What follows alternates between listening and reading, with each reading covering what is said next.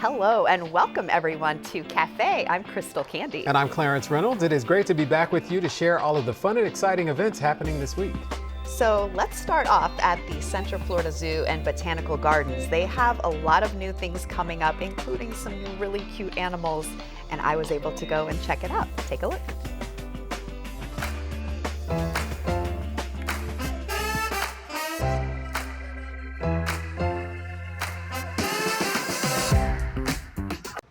Here at the Central Florida Zoo, we are at the South American primate habitat, and there are a couple, that's 3 new residents in the exhibit that we're about to see come out behind us. They are squirrel monkeys who are joining the troop of spider monkeys that are here, and this is Chris Torge, who is the Director of Animal Operations. And I've noticed a lot of activity behind us because your keepers have been very busy putting out some new snacks, some new activities, because you have to keep these guys busy. Correct. So every morning we go inside the habitats and we service the exhibits, we clean it up, and then we make it really active and add a lot of environmental enrichment for the animals since they are so smart. We want to keep them busy and keep them active during the day. So we give them different types of puzzle feeders to get their food and their breakfast. So that's what the keepers are doing right now. They're setting up the habitat for all of the 8 monkeys that want to come out and get their breakfast. But as we're standing here talking and waiting for the monkeys to come out, with the squirrel monkeys, learning about that species has been interesting for me. Oh, hello, buddy. We've got a couple visitors over here this morning. Yeah, that's one of our squirrel monkeys. So that's one of the squirrel monkeys. Yes. Tell me a little bit about why those are so unique. So we acquired the squirrel monkeys because we wanted to add a new species of primate to the habitat, and there is a need for institutions that belong to the American Zoo and Aquarium Association to house bachelor troops of squirrel monkeys. And since we realized that we kind of had the space and the ability to do so, we partnered with several other zoos here in the United States, and we were able to bring these 3 boys in. So over here behind us, we're noticing these are the spider monkeys, yes? Yes, this is one of our juvenile spider monkeys that's about 2 years old. So yeah, so we have these bowling pins which look like toys to our guests, but this is part of our environmental enrichment program. So you can see that there's some food smeared on them, makes it a little bit more difficult. These guys like the bright colors, and they know that the keepers have come out here this morning and hidden all sorts of types of food. I saw the keepers hide some raisins in there, which is one of their high value food items that they love. Oh, so it's a little bit of a treasure hunt in there. Yes. Try to get it before your neighbor does. So you've gotten a lot of great reaction from guests with the new squirrel monkeys. They are so cute, but there's a lot to keep in mind with monkeys. They're not good pets, and they are real strong and pretty destructive, which is why you guys have to keep them so busy. Correct. So we do like to remind our guests to be very smart when you do choose a pet, and we do not encourage anybody to choose any sort of primate as a pet because they are so difficult to keep. And we have the expertise here with our talented keeper staff, with our veterinarian department, with our nutritionist, in order to maintain the proper health and husbandry for these animals. So you can go to the AZA website or Not a Pet to learn more about why primates aren't the best pet to have in your house. Well, this is a good way for you all to show this species because it is so much fun to watch. Yes. Hey, buddy. Hi. They're so curious and so cute. So you can see why people would be drawn towards these animals. But yet, that really is a problem that organizations are seeing out there. Yes, we unfortunately get calls all of the time wanting to know if we can take in any abandoned primates or macaws or tortoises.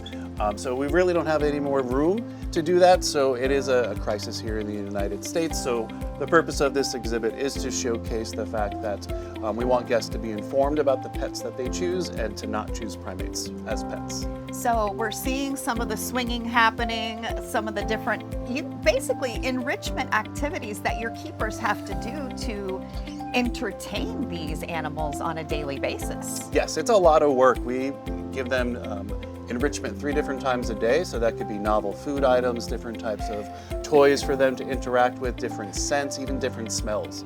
Sorry, I'm distracted. That's okay.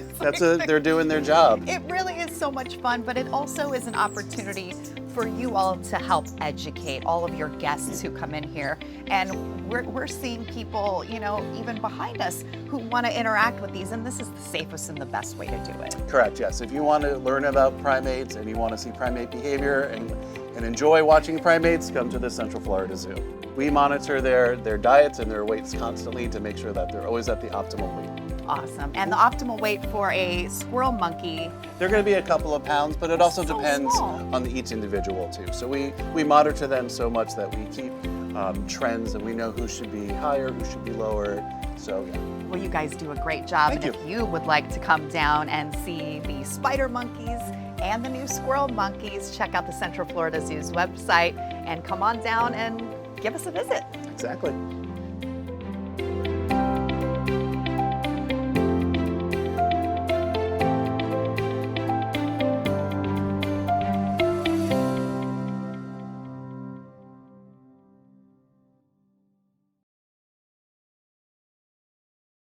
Not just what the Central Florida Zoo has to offer, but I love the environment there because you really are immersed in Florida nature, and then you're seeing all these incredible animals in these unique habitats. It's really a great way to spend a day. And they have awesome events. Yes, they do. Yes. We've been talking about Yes. that around the holidays. Exactly. And even now, they've got like live music, such an array of activities to check out at the zoo, along with all the exhibits as well. Well, you can check out the latest featured exhibitions at the City Arts Third Thursday Gallery Hop, where there's always something new. This month's edition takes place on March 15th from 6 to 9 p.m. The series features a maker's market, live performances, and food trucks. Third Thursday's footprint now covers a wide area of downtown Orlando. For tickets, check out the websites that you see on your screen. Blue Bamboo Center for the Arts presents Chris Cortez at the Winter Park Library on March 21st at 7 p.m. Chris Cortez is the founder of Blue Bamboo Music and Blue Bamboo Center for the Arts. His guitar style is unique, with a compositional feeling in his solos and a relentless sense of precision. During the performance, Chris also shares some lively and entertaining stories from his show business past. Go to bluebambooartcenter.com for tickets. The Winter Park Playhouse is presenting another one of its popular Spotlight cabarets, this time with DJ Young. Playhouse patrons will remember Mr. Young from his main stage performances in Ain't Misbehavin' and the Rat Pack Lounge. He has toured the country in Hamilton and was recently featured on NBC's The Voice. This is a live performance on March 20th and 21st at 7:30 each evening. Check out winterparkplayhouse.org for tickets. Experience the sights and sounds of the aforementioned Central Florida Zoo during an exciting nocturnal adventure on March 23rd. The evening will begin with up-close animal encounters. Then the fascinating nightlife of those animals will emerge as you venture into the zoo for a guided flashlight tour. This is a great program for families, but because it's a late night program, children must be 5 years of age or older to attend. Check-in begins at 7:30 p.m. at the Discovery Center, so go to centralfloridazoo.org for tickets.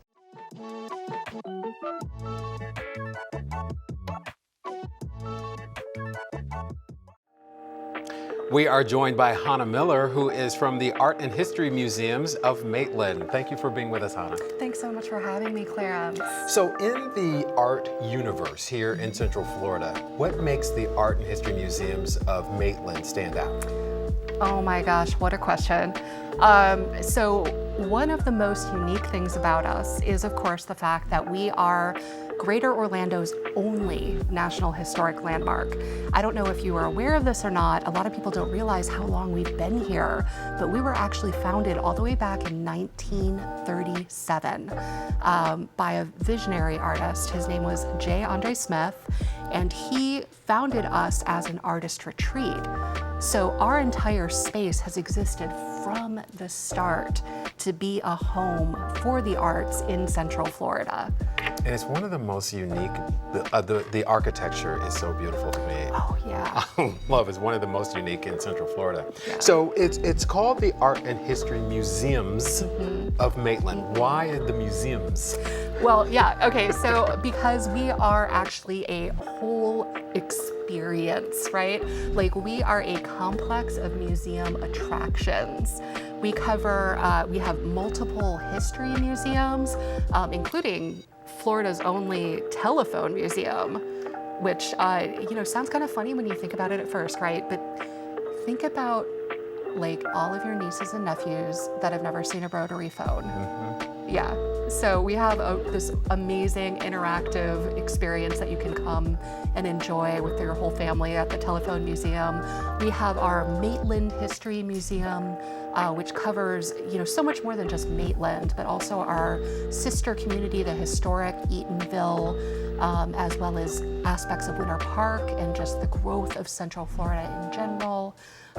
We also caretake a Victorian home on the grounds of Lake Lily, and have a carpentry museum, as well as, of course, the space that is the Maitland Art Center, which is our National Historic Landmark, which, as you mentioned, has all of that incredible architecture. It's beautiful. Yeah. All done in the Art Deco style, and then also an example of what's called Mayan Revival. Yeah. I was going to say, somewhere in between sort of Mayan, sort of Art Deco-y, it's beautiful. Yeah. It's like you're stepping out of time into like a different place entirely. Yes. It's really something special. And when you mentioned the Telephone Museum, you made me think about the kids and what kind of activities there are for children, educational opportunities for children and adults. What would that be? Oh gosh, we're all over the place. So we have, let's start with the kids, right? And then we'll grow up. So for our families, we have a monthly event that we call Little Creatives in Need, which is focused on like our toddlers and our absolute littles and their special people. And we bring them into the garden, and every month we do a different theme. We introduce them to ideas about history. We have art activities, and we build a community for families that are looking for others that share their creative curiosity in our area. And it's free. It's absolutely free, yeah. We do a lot of outreach as well to our Boys and Girls Clubs. We host Girl Scout programs. We even have our own Girl Scout badge that kids can earn. Isn't that cute? And you mentioned that it is an arts community. It was started as an arts community. You have artists in residence there as well. Tell us about that. Yeah. So again, we were founded by Jules Andre Smith as an artist retreat, and that was not just for himself.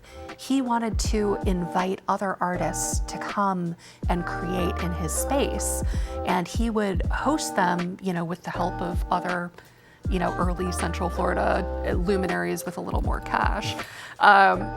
He would provide the space for them to live and to work. He would even feed them, all free of charge.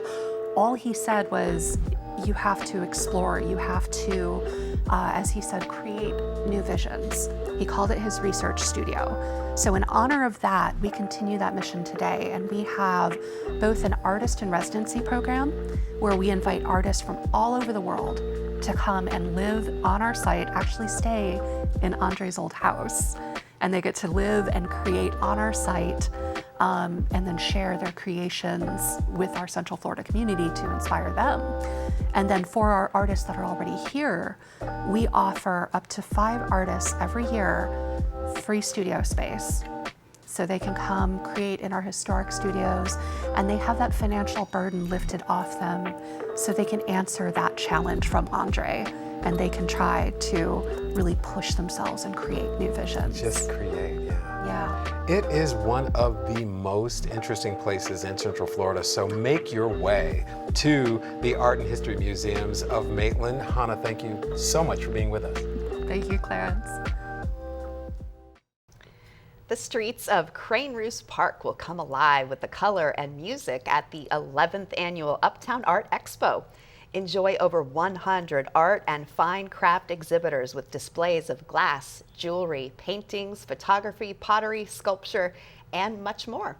The festival also features the tradition of chalk street painting, which leaves mesmerizing chalk art on the sidewalks of Cranes Roost. The expo takes place March 23rd and 24th. So visit uptownartexpo.com for more information. The city of Winter Garden has a story of survival to share. Its history is told in an exhibit titled Modern Day Renaissance, The Winter Garden Story. In the 1990s, Winter Garden was an unexciting shadow of its former self as the citrus and produce shipping capital of mid-century America. But by 2003, Winter Garden was bustling. And that story is told through photographs and documents that are on display now through March 30th at the Winter Garden Heritage Museum. Go to WGHF.org for more information. Buckle up and explore the technology behind the different modes of transportation as the Orlando Science Center presents Going Places from now until May 5th. Going Places highlights the different aspects of transportation, including the movement of people and goods, transportation varieties on land, at sea, and in the air, and technological solutions that make transport possible and efficient. For times and tickets, go to osc.org. So I don't know, would you rather go and experience transportation in all the different modes, or take a flashlight through the zoo? Or Discover the animals. Cranes Roost Park. Or that. And Yeah. I hope they have good weather. Yeah. Because as soon as they talked about that chalk sidewalk Yes. painting, I thought, oh, that's going to be beautiful, but Hopefully it rain, doesn't stay rain. away. Yeah, and I know we're months early, but Cranes Roost has the best fireworks for the 4th of July. I love, there's also some really great restaurants that are right there. Yes. So maybe going for a nice little brunch Yeah, and it's a then walking great around. place. I don't know if you love Lake Eola's fireworks, fight me, but I'm telling you, Cranes Roost is really good. Oh, that wraps it up for this week of events. If you have one that you'd like to share with us for next month, send us an email at cafe@ocfl.net. I'm Crystal Candy. And I'm Clarence Reynolds. Remember to join us next week to see what's new and exciting in your community.